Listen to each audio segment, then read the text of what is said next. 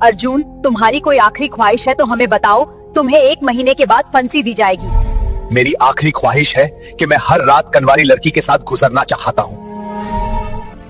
तुम्हारी ये ख्वाहिश पूरी नहीं हो सकती। कोई और ख्वाहिश है तो मुझे बताओ। आपने अभी तक शादी नहीं की, आप मेरी ख्वाहिश पूरी कर दो। मैं रात को तुम्हारे पास आऊंगी, थोड़ा आहिस्ता से करना, मुझे कुछ हो ना जाए। मुझे पता था तुम जरूर आओगी, तुम साड़ी में बहुत अच्छी लग रही हो, मेरे पास आ जाओ। एक बहादुर महिला पुलिस अफसर प्रिया शर्मा कैदी के सामने खड़ी है और धीमी आवाज में कहती है, अर्जुन, तुम्हारे पास सिर्फ 1 महीना रह गया है, इसके बाद तुम्हें फांसी दी जाएगी।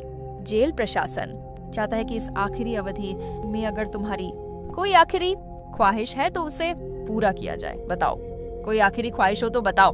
कैदी का नाम अर्जुन था। उसकी उम्र लगभग 24 साल थी।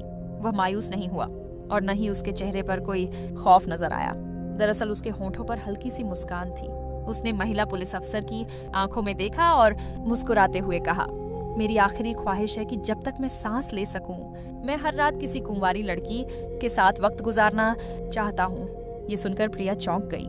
उसे यकीन नहीं आ रहा था कि मौत का सामना करने वाले कैदी की ख्वाहिश इतनी कम हो सकती है। उसने सख्त लहजे में कहा, तुम्हें अंदाजा है कि तुम क्या कह रहे हो? ये कोई आम ख्वाहिश नहीं है और न ही कानून और नैतिकता के लिहाज से इसे पूरा करना मुनासिब है। हम किसी मजरम की ख्वाहिश पर किसी लड़की की जान खतरे में नहीं डाल सकते। लेकिन अर्जुन बिल्कुल भी परेशान नहीं था। उसने बिना किसी शर्म के कहा, फिर तुम मेरी ख्वाहिश पूरी क्यों नहीं करती? तुम भी कुंवारी हो, आप पुलिस ऑफिसर हैं, तुम में भी हिम्मत है। यह सुनकर प्रिया चंद लम्हों के लिए हक्का बक्का रह गई। वह गुस्से में थी और गहरी हैरानी से, लेकिन पुलिस अफसर होने की वजह से वह खुद पर काबू पा रही थी। उसकी आंखों में आंसू थे, लेकिन उसकी आवाज प्रसन्न थी। उसने कहा, मैं पुलिस अफसर हूँ, मैं किसी का निजी इंतजाम नहीं हूँ और कैदी के मुंह से ऐसी गंदी बात सुनना बहुत शर्मनाक है। प्रिया वापस जाने के लिए मुड़ी और बोली, अगर तुम्हारी कोई और ख्वाहिश है तो सोच कर बताओ, जो कानून की हदों में रहकर पूरा हो सके। लेकिन अर्जुन इसी बात पर इसरार करता रहा। वह बार बार एक ही बात दोहराता रहा। जब प्रिया अपने दफ्तर वापस आई तो उसके दिमाग में कई सवाल उठने लगे। क्या वाकई कोई कैदी ऐसी मकरूह ख्वाहिश रखता है, या इस अजीब ख्वाहिश के पीछे कोई और राज छिपा है? वह समझ गई कि मामला इतना सादा नहीं जितना लगता है। दोस्तों, अब सवाल यह पैदा होता है कि क्या इस महिला पुलिस अहलकार ने इस कैदी की आखिरी ख्वाहिश पूरी की या नहीं? जानने के लिए वीडियो के आखिर तक देखते रहें और हाँ, वीडियो को लाइक और सब्सक्राइब करें।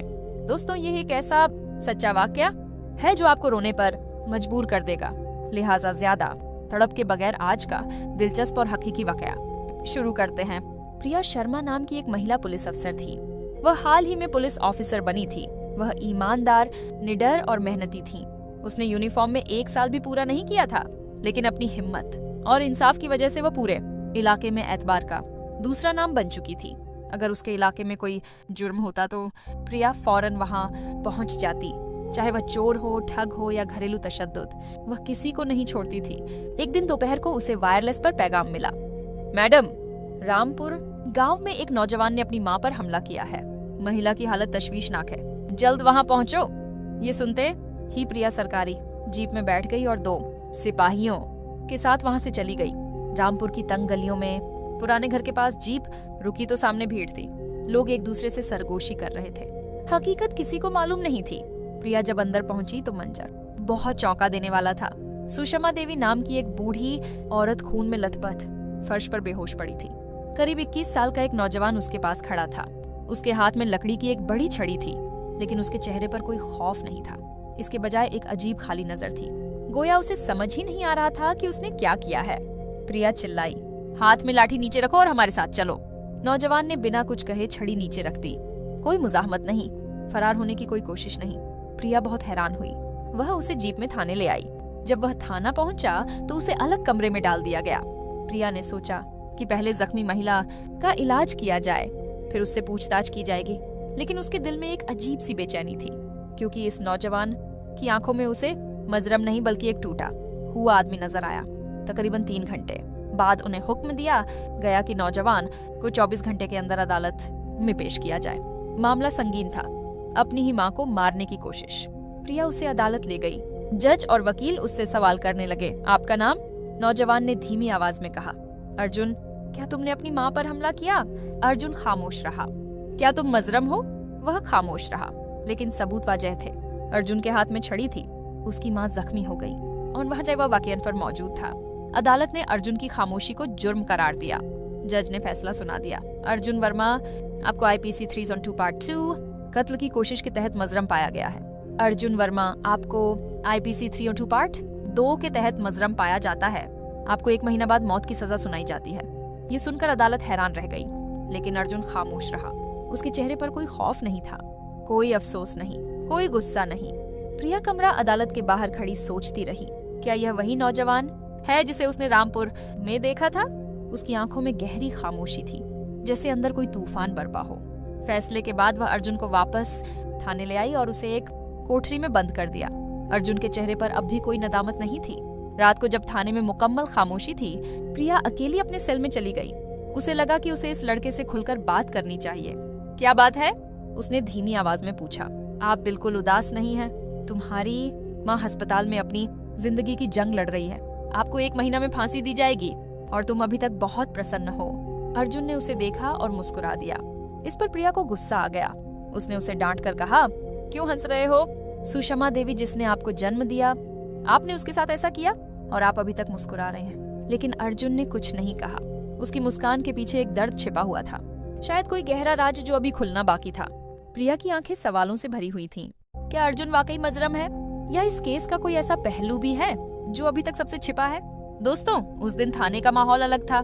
सुबह से ही बहुत दबाव था। प्रिया शर्मा, एक महिला पुलिस अफसर, एक के बाद एक मुकदमे को निपटा रही थी, लेकिन फिर भी उसके अंदर एक अजीब सी बेचैनी थी। वही कैदी अर्जुन जिसे अदालत ने सजाए मौत सुनाई थी, उसके दिमाग में बार बार घूम रही थी। प्रिया को समझ नहीं आ रही थी कि वह लड़का जो खामोश बैठा था इतना प्रसन्न क्यों है। उसने अदालत में बात भी नहीं की। गिरफ्तारी के दौरान भी उसने कोई एतराज नहीं किया। गोया उसने या तो अपना जुर्म कबूल कर लिया था, या शायद उसके पास अपनी बेगुनाही साबित करने का कोई रास्ता नहीं था। दोपहर के वक्त एक महिला डर के मारे थाने आई। उसके चेहरे पर खौफ और आंखों में आंसू थे। उसने कहा, मैडम, हमारे घर में किसी ने घुसकर हमें लूट लिया है। उसने हमारा सारा सामान, जेवर और पैसा ले लिया, उसने कहा। प्रिया फौरन संजीदा हो गई। उसने अपने काबिले एतबार कांस्टेबल सुरेश और राजीव को हुक्म दिया कि तुम दोनों इस औरत के घर जाओ, मकाम चेक करें, इधर उधर देखो, सबूत इकट्ठा करें, तस्वीरें लें, पड़ोसियों से पूछताछ करें और मुझे फौरी तौर पर तमाम मालूमात भेजें। वह दोनों औरत के साथ चले गए। अब थाने में सिर्फ 2 लोग रह गए थे।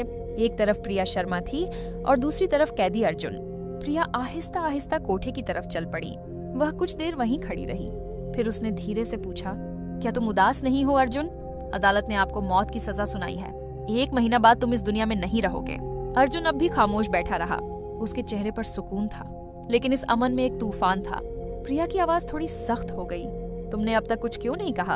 अदालत में नहीं, यहाँ भी नहीं। तुमने अपने जुर्म का ठीक से इकरार भी नहीं किया। क्या आपको लगता है कि आप खामोश रहने से बच जाएंगे? वह कुछ देर इंतजार करती रही। फिर उसने कहा, और यह तुम्हारी गलती है।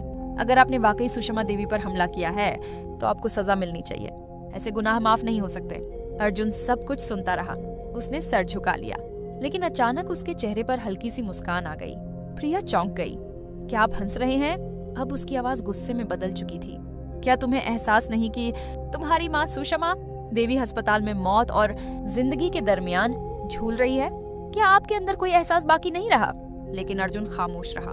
उसकी आंखों में कोई खौफ नहीं था, कोई गुस्सा नहीं, सिर्फ एक ठंडी गहरी खामोशी।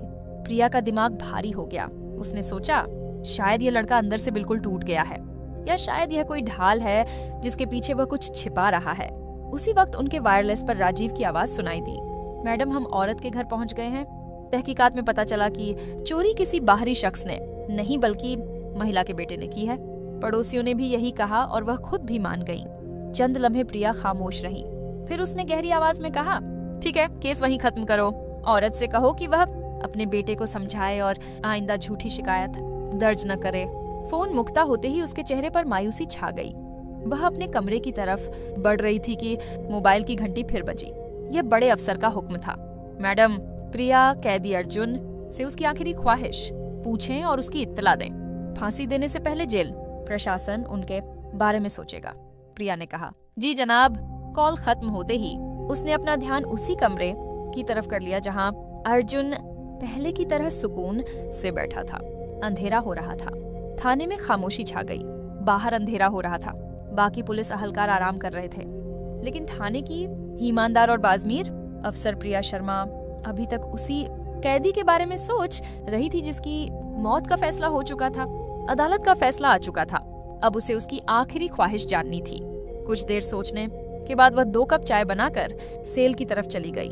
अर्जुन सुकून से बैठा था जैसे वह दुनिया से बिल्कुल अलग हो। प्रिया ने कहा, 1 कप उसकी तरफ, एक और उसकी तरफ, ये लो चाय। मुझे ऊपर से हुक्म मिला है कि तुम्हारी आखिरी ख्वाहिश जो है, बताओ, कानून की हदों में जो भी मुमकिन होगा उसे पूरा किया जाएगा। आपके पास सिर्फ 1 महीना है। अर्जुन ने चाय का कप थामा।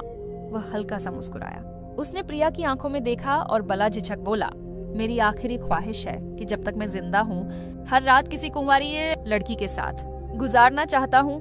प्रिया की आंखें हैरत से फैल गईं। उसके माथे पर गुस्से की लकीरें नुमायां हुई। चंद लम्हों के लिए वह हक्का बक्का रह गई। कैदी ऐसा कैसे कह सकता है? उसने खुद पर काबू पाते हुए कहा कि तुम में यह कैसी मकरूह और मकरूह ख्वाहिश है। ये मुतालबा न इंसानियत में है और न कानून में। आखिरी लम्हे में भी आपके ख्यालात इतने नीचे कैसे जा सकते हैं? लेकिन अर्जुन मुस्कुराता रहा। उसके चेहरे पर न शर्म थी न नदामत की झलक। उसने कहा, मैंने बिना किसी हिचकिचाहट के अपनी ख्वाहिश बता दी। उसे कबूल करना है या नहीं, यह अब आपकी ख्वाहिश पर मुनहसिर है। प्रिया बहुत गुस्से में थी, लेकिन उसने खुद पर काबू रखा। उसके पास एक अफसर का वकार था और औरत का वकार। देखो अर्जुन, प्रिया ने धीमी आवाज में कहा, कोई ऐसा मुतालबा पूरा नहीं कर सकता। कोई लड़की इस तरह के मजरम के साथ खुद को जोड़ नहीं सकती। कानून भी इसकी इजाजत नहीं देता। लेकिन अर्जुन ने अपने सख्त लहजे में कहा, तुम ऐसा क्यों नहीं करोगी? तुम भी औरत हो, लगता है आपकी शादी भी नहीं हुई है। तुम मेरी आखिरी ख्वाहिश पूरी क्यों नहीं करती? ये सुनकर प्रिया का चेहरा पीला पड़ गया। उसे लगा जैसे उसके पैरों से जमीन खिसक गई हो। चंद लम्हे वह साकित खड़ी रही। उसका दिमाग हिल गया था। वह क्या कह रहा है? क्या यह मजाक है या उसके दिमाग से बाहर है? फिर प्रिया ने एक गहरा सांस लिया और कहा, ठीक है, शाम को मिलते हैं। वह मुड़कर चली गई। शाम को पहली बार प्रिया अपनी सख्त ड्यूटी से बाहर निकली और औरत की तरह अर्जुन की आंखों में छिपकर बाहर निकल गई। उसने अपनी वर्दी उतारकर हल्की लाल साड़ी पहन ली ताकि कैदी महसूस करे कि उसकी बातें संजीदगी से सुनी जा रही हैं। जब वह दोबारा कोठे पर पहुंची तो उसे अर्जुन की आंखों में एक अजीब सी चमक नजर आई। वह थोड़ा सा चौंका। फिर उसने मुस्कुराकर कहा, मुझे मालूम था कि तुम आओगी। जिस लम्हे आपने मुझसे मेरी आखिरी ख्वाहिश पूछी, मैं समझ गया कि आप दूसरे अफसरों की तरह नहीं हैं। मैंने आप जैसा पुलिस अफसर नहीं देखा। क्या आप समझ गई मैंने क्या कहा? प्रिया ने इत्मीनान से उसे देखा। फिर उसने धीमी आवाज में कहा, मैं इसलिए नहीं आई कि तुमने जो कहा वह ठीक था। मैं इसलिए आई हूँ कि यह हमारा फर्ज है, लेकिन मैं यह भी जानना चाहती हूँ कि तुम्हारी आखिरी ख्वाहिश की असल वजह क्या है। अब माहौल बदल चुका था। दोनों थोड़ा करीब आ गए। जज्बात की एक धीमी लहर बहने लगी। प्रिया ने अर्जुन का हाथ थामा। अर्जुन हल्का सा मुस्कुराया। फिर वह अचानक खामोश हो गया। उसकी आंखें अब हल्की नमी में बदल चुकी थीं। उसने कहा, अगर मुझ जैसे हर कैदी ने यह मांग ली तो क्या तुम सब पूरी होगी? प्रिया यह सुनकर एक लम्हे के लिए रुक गई। उसने एक गहरा सांस लिया और कहा, नहीं, और शायद तुम्हारी ख्वाहिश भी गलत थी, लेकिन मैं जानती हूँ कि हर शख्स गलतियां करता है। कभी कभी कुछ राज झूठ से ज्यादा खतरनाक होते हैं। तो मैं जानना चाहती हूँ कि तुम्हारे दिल में क्या छिपा है। अब माहौल कशिश था। प्रिया ने सीधा पूछा, अर्जुन बताओ, उस दिन तुम्हारी माँ सुषमा देवी को क्या हुआ था? क्या वाकई वही था जो लोग कहते हैं? यह सुनकर अर्जुन की आंखें भर आईं। उसकी आवाज कांपने लगी। मैं अपनी माँ सुषमा देवी से बहुत प्यार करता था। वह मेरी पूरी दुनिया थी। उस दिन हम रामपुर के खेत से वापस आ रहे थे। अचानक 2 आदमी आए। नशे में वह मेरी माँ के साथ बदतमीजी करने लगे। मैंने उन्हें समझाने की कोशिश की। मैंने उनका हाथ पकड़कर रोक दिया, लेकिन जब उन्होंने मेरी माँ पर हाथ उठाया तो मैं टूट गया। मैंने पास रखी छड़ी उठा ली। मेरा मकसद सिर्फ उन्हें डराना था, लेकिन एक बार उसके सर पर लगा और वह वहीं गिर गई। दूसरा आदमी मेरी माँ को धक्का देकर भाग गया। अर्जुन की आवाज भारी हो गई थी। मैं अपनी माँ के पास भागा। वह बेहोश थी। गांव वाले वहां पहुंच गए। मेरे हाथ में छड़ी देखकर सब मान गए कि मैंने अपनी माँ को मारा है। मेरी माँ बोलने के काबिल नहीं थी और लोग मुझे पकड़कर ले गए। प्रिया खामोश खड़ी सब कुछ गौर से सुन रही थी। उसका दिल कांप रहा था। आपने अदालत में सच क्यों नहीं बताया? क्यों छिप रहे थे? प्रिया ने पूछा। अर्जुन ने सर झुका लिया। वह खौफजदा और शर्मिंदा था। वह सोच रहा था कि कौन उस पर यकीन करेगा। मेरी वालिदा की हालत बहुत खराब थी। उसे लगता था कि वह मर जाएगी, और अगर ऐसा हुआ तो मेरा सच भी मुझे नहीं बचा सकेगा। प्रिया का दिल बिल्कुल पिघल गया था। उसने फैसला किया कि अर्जुन के केस की दोबारा तहकीकात की जाएंगी। अगली सुबह वह अर्जुन के साथ अदालत चली गई। इस बार वह उसकी तरफ से बोली।